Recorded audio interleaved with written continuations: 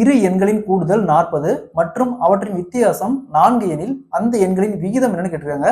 So இந்த model some கேட்டா கொஸ்டின்ல இரு எண்கள் சொல்லியிருக்காங்க. அது என்னன்னு சொல்ல நம்ம எக்ஸ் ஒய்னு இரு எண்கள் எடுத்துக்கலாம். அவற்றின் கூடுதல் ரெண்டையும் கூட்டினா x plus y equal to 40 வருது அப்படிங்கிறாங்க.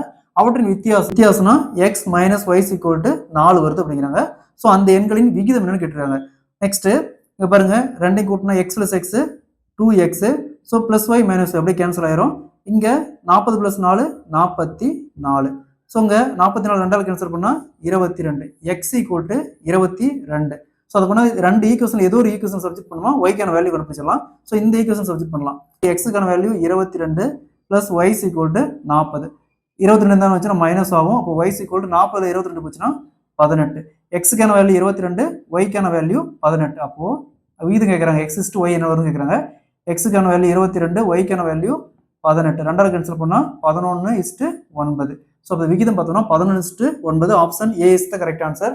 இதே மாதிரி இந்த சம் பாருங்க, இரு எண்களின் கூடுதல் 33, அவற்றின் வித்தியாசம் 15 எனில் அவற்றின் விகிதம் என்னன்னு கேட்டிருக்காங்க. இதே மாதிரி தான் இந்த சமம். இந்த சமம் சால்வ் பண்ணிக்கிற ஆன்சரை கமெண்ட்ல போடுங்க.